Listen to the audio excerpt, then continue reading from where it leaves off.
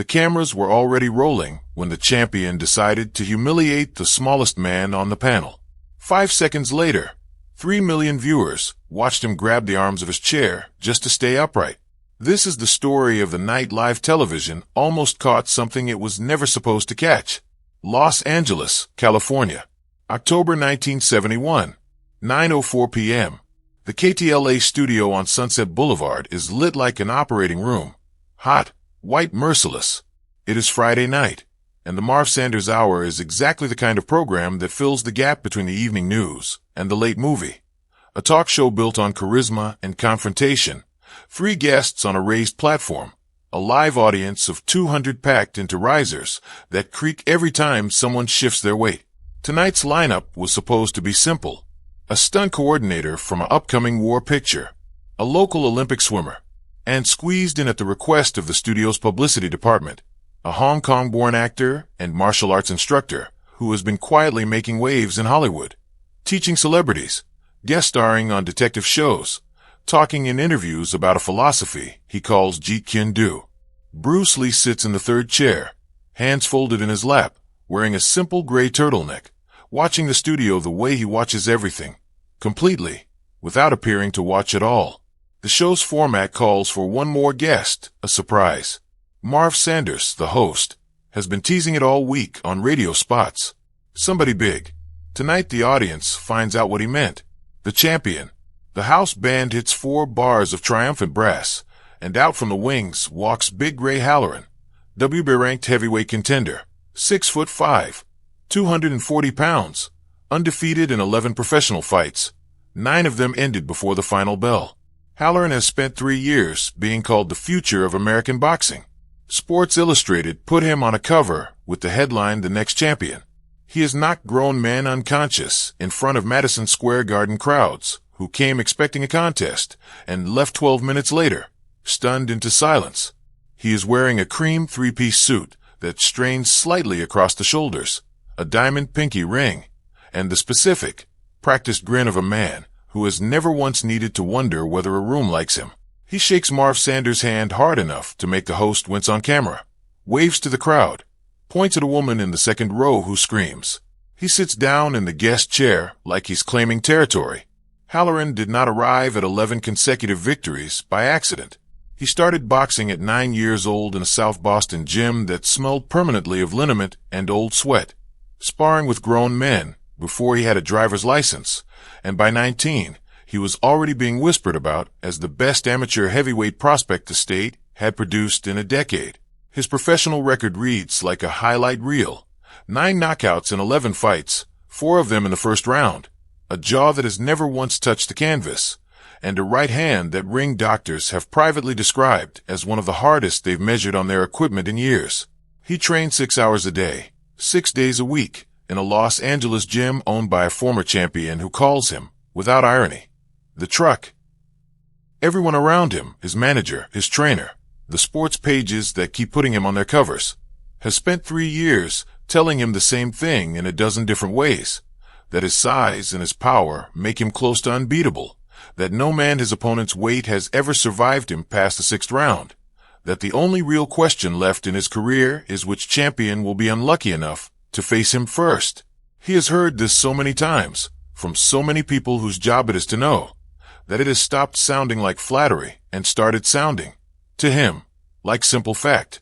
Sanders runs through the introductions. The swimmer gets polite applause. The stunt coordinator gets a laugh with a joke about broken bones. Then Sanders turns to the third chair. And this, Sanders says, is Bruce Lee, actor, and by all accounts a serious martial artist. Teaches some of the biggest names in this town. Halloran leans forward in his chair, looking past Sanders at the small man in gray. Martial artist, Halloran repeats, tasting the word like it's a joke someone else set up for him. That's the karate stuff. The kung fu. Something like that. Bruce says. His voice is even, unhurried, carrying just enough to reach the microphone without straining for it. You any good? I teach for a living, Bruce says. People seem satisfied. The audience laughs, a small, easy laugh, the kind that comes from a good answer rather than a cruel one. But something in Halloran's face doesn't loosen. He has spent 3 years as the biggest, most dangerous man in every room he enters, and something about the calm in this smaller man's voice. The total absence of the deference Halloran is used to receiving. Needles at him. The setup. Sanders tries to move the segment along, asking Halloran about his upcoming title eliminator, but Halloran isn't finished. He's found something better than a boxing story, and 30 years of instinct for where the cameras are pointed tells him to take it. Hold on, Halloran says, raising a hand the size of a dinner plate. I gotta ask this man something. No disrespect. He turns fully in his chair, angling his shoulders toward Bruce the way he might address an opponent at a weigh-in. You're what, 140? 145 soaking wet. About that, Bruce says. And I'm 240. I got 100 pounds on you. My arm. He flexes it for the camera, and a ripple of laughter moves through the risers. My arm alone probably weighs what your whole leg weighs. Probably. Bruce agrees, without any particular emotion attached to the word. Halloran grins wider, feeling the room's energy shift toward him, feeding on it the way he's fed on crowd energy in 100 arenas. So here's my question. All this kung fu, karate, whatever you call it, all them fast hands and fancy kicks, you really think that beats this? He holds up a closed fist, knuckles the size of walnuts, and turns it slowly, for the cameras, like a product on a shopping program. One punch from me, and it's lights out. Doesn't matter how fast your hands or if they're attached to a body that weighs less than my luggage. The audience is laughing harder now, an uneasy, delighted laughter, the specific sound 200 people make when they sense a live show is about to give them something the producers didn't plan for. Sanders, sensing ratings gold and mild danger in equal measure, doesn't intervene. He leans back and lets it run. Bruce doesn't answer immediately. He looks at Halloran with the same unhurried attention he has given everything all evening. Not offended, not amused, simply present, reading the man in front of him the way he might read an opponent's stance. Size matters in some things, Bruce says finally. In a fight, it matters less than people believe. Says the guy who'd fit in my carry-on. Halloran says, and the crowd roars. Bruce waits for the laughter to settle. Would you like to test that? The studio goes very quiet, very fast, the specific quiet of 200 people who did not expect a small man in the gray sweater to say yes to anything. The challenge ignition. Sanders sits forward. Whoa, gentlemen, this is live television. We can't exactly. Nobody's swinging for real, Bruce says, and for the first time there's the faint suggestion of a smile at the corner of his mouth. One demonstration. Mr. Halloran throws one punch, full speed, no holding back. I don't move out of the way in time. He's right, and I'll say so on air. If I do move, we talk about what that means. Halloran's grin doesn't fade, but something calculating enters his eyes. The look of a professional fighter recognizing an opportunity to end an argument permanently. On camera. In front of 3 million households. You want me to throw a real punch at you? On television. He laughs, looking at the crowd like he needs a witness for how absurd this is. Buddy, I'll pull it. I'm not trying to hurt some actor on live TV. Full speed. Bruce says again, calm and immovable. Slow, and we learn nothing. Sanders looks at his floor director, gets a small nod. Keep rolling, this is good. And turns back to his guests with the practiced enthusiasm of a man watching his career-best segment assemble itself in real time. All right. Let's move these chairs back. Ray, Bruce, if you're both serious about this. I'm serious, Halloran says, standing, unbuttoning his suit jacket, rolling his shoulders. 200 pounds and change of confidence, filling out to its full height. All right, little man. All right. Let's see it. 200 witnesses, 3 million more.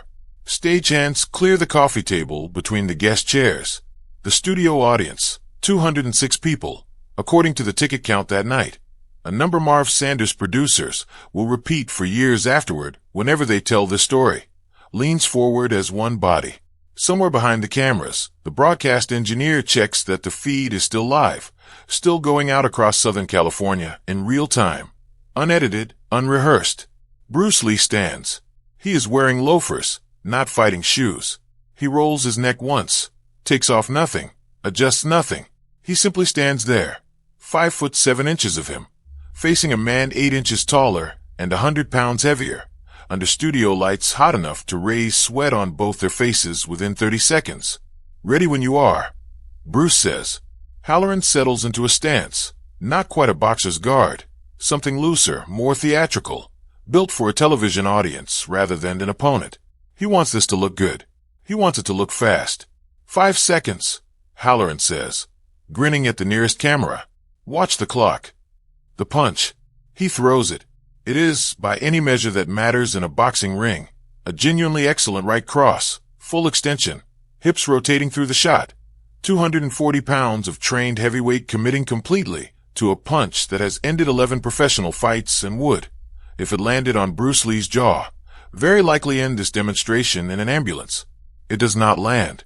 Bruce's head moves 4 inches to the left a fraction of a second before the fist arrives. Not a flinch, not a retreat, a precise, minimal displacement that removes the target from the line of force, while his feet barely seem to shift at all. In the same motion, before Halloran's arm has even reached full extension, Bruce steps in, not away, in closing the distance that made Halloran's reach an advantage a heartbeat ago and turning it into a liability. His right hand rises. It does not travel far.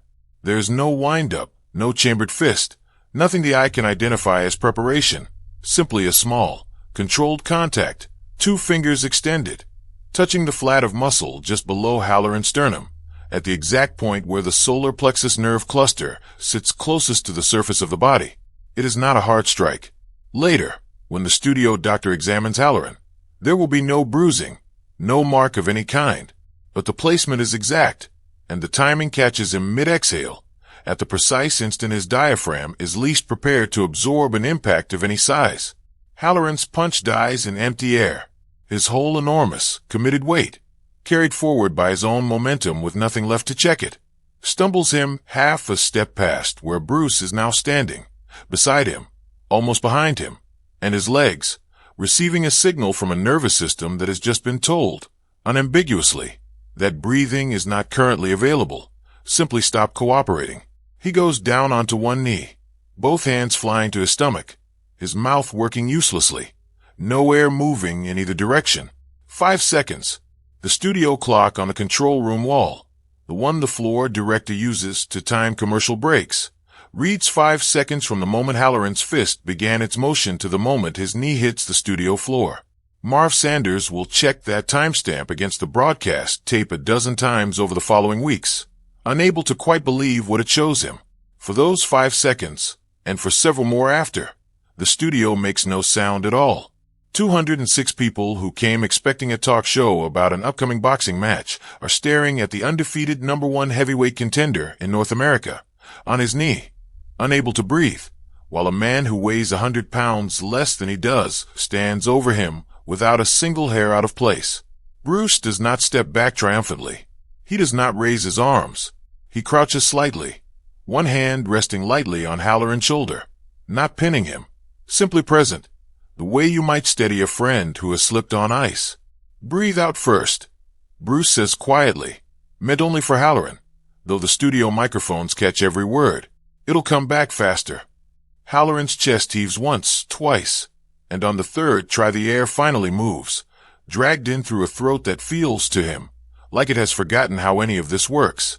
He stays on one knee for another 5, 6 seconds, forehead nearly touching the studio floor, the diamond pinky ring catching the stage lights. The mutual respect moment, when Halloran finally lifts his head, his face has none of the grin left in it. What's there instead is something closer to the expression of a man doing arithmetic that refuses to balance, running the numbers of his own size, his own experience, his own 11 knockouts, against the 5 seconds that have just rewritten what he believed those numbers meant. Bruce extends a hand. Halloran looks at it for what feels, on the broadcast tape, like a very long time. Then he takes it, and lets himself be pulled up onto legs that are still not entirely convinced they want the job. "What?" Halloran's voice comes out rougher than he intends. He clears his throat, tries again. "What was that?" "Not much force," Bruce says. "I didn't need much. You gave me all the timing I needed the moment you committed to the punch. I didn't even see your hand move. You were watching my feet," Bruce says. "Everyone does at first." Halloran straightens his jacket with hands that are still not quite steady, glances at the audience, silent, riveted, several people in the front row with their mouths still open, and does something that will be replayed, described, and argued about for years afterward on every sports radio call-in show in the country. He laughs. Not the performative, camera-aware laugh from 10 minutes earlier, but something smaller, more private. The laugh of a man who has just been handed an education he didn't ask for and can't entirely resent. I've been hit by guys twice your size, Halloran says. Never felt anything like that. Most of them are hitting your arms, Bruce says, or your gloves, or your guard. You've trained your whole body to survive force coming from the outside. Nobody trains you for something that arrives from the inside of your own exhale. The philosophical dialogue.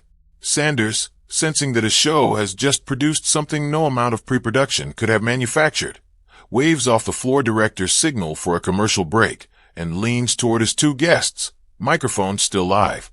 Ray, are you all right? I'm fine, Halloran says, and means it, though his voice still carries the specific rasp of a throat that has recently remembered how to work. He looks at Bruce, and there is nothing performative left in his expression at all. I want to understand this. I trained 12 years to be the hardest hitter in my weight class.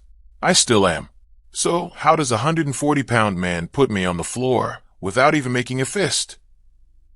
Bruce considers the question the way he considers everything, without hurry, weighing the honest answer against the easy one and choosing the honest one. Size gives you power in a straight line. Bruce says, you hit like a truck because you've trained your whole body to move like one. All that mass, all that force, aimed forward. That's real. I could never match it punch for punch, and I wouldn't try. But a fight isn't only a contest of who can push harder in one direction. It's also a contest of who understands where the other man is not looking. You've spent 12 years training to be unstoppable in motion. I've spent 20 training to be unnecessary to stop, to simply not be where the force arrives. Halloran shakes his head slowly. That's not something you can just show a guy in 5 seconds. No, Bruce agrees, but you can feel it in 5 seconds. That's usually enough to start. The audience, which has been holding its breath through most of this exchange, lets out something between a laugh and a collective exhale of its own. Big fella surprised me tonight in a way boxing hasn't in 11 fights, Halloran says, mostly to the camera now, but with a genuine warmth that wasn't there 10 minutes earlier. I came out here to make a joke out of a man half my size. Turns out the joke's been on me since the punch left my hand. He looks back at Bruce. You offering lessons? If you're serious, Bruce says, empty your cup first. Doesn't matter how big it already is. The legacy epilogue. The clip never aired again in full. KTLA's own archive of the Marv Sanders Hour was lost in a warehouse fire 11 years later, and for decades the only proof it happened at all lived in the memories of the 206 people who were in the studio that night, and the handful of newspaper columns that mentioned it the following week in a single paragraph buried beneath boxing results nobody remembers today. Sanders himself told the story on talk radio retrospectives for the rest of his career, always ending the same way. 5 seconds. I checked the tape. 5 seconds, and the biggest, meanest heavyweight in the country was on the floor of my studio asking a 140-pound man to teach him something. Ray Halloran's career took an unusual turn after that October night. He never became the champion the magazines had promised he would be. A string of decision losses the following year quietly ended his run at the top of the rankings, but those who trained alongside him in his final seasons noted something different in the way he moved.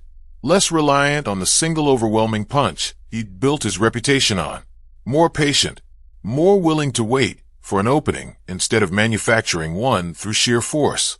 When asked about it by a boxing writer in 1975, Halloran gave an answer that made the reporter's eyebrows rise and didn't make it into the final print of the article. Some guy on a talk show once taught me more about fighting in 5 seconds than I learned in 12 years of gyms. I never forgot it. I doubt I ever will. 3 of the audience members from that night gave interviews to a local paper the following week, and their accounts, printed side by side, disagree on small details the way memory always does. One recalled Halloran going down on both knees rather than one. Another swore the studio lights flickered at the moment of contact, though the broadcast engineer on duty insisted nothing of the sort happened to the equipment. But all three agreed on the parts that mattered. The silence that followed, the 5-second count someone in the control room shouted out afterward, and the sight of the tallest man in the room being helped to his feet by the smallest. Bruce Lee, for his part, rarely mentioned the incident in interviews afterward, and when he did, he was careful never to frame it as a victory. Asked about it once by a martial arts magazine the following spring, he gave an answer that his students would later say captured something essential about how he thought about combat altogether. People remember the 5 seconds. I remember 20 years that came before it. The 5 seconds only worked because of everything invisible that happened long before the cameras were on. He declined to appear on any follow-up programs built around the story, turning down at least 2 variety show invitations that wanted to restage the moment for a bigger audience. It wasn't a performance the first time, he reportedly told his manager. It shouldn't become one now. Whether every detail of that night happened exactly as it's remembered, whether the punch really landed nowhere, whether the studio really fell that silent, whether Halloran really asked for lessons on live television in front of 3 million households, is a question nobody alive can answer with total certainty anymore. The tape is gone. The witnesses have scattered or passed on. What remains is the story, told and retold, growing a little in the retelling the way these stories always do. But the lesson at its center never seems to change no matter who tells it. That the biggest hand in the room isn't always the one that decides how the fight ends. Sometimes it's the one that understood, long before the punch was ever thrown, exactly where it was going to land, and simply chose not to be there. And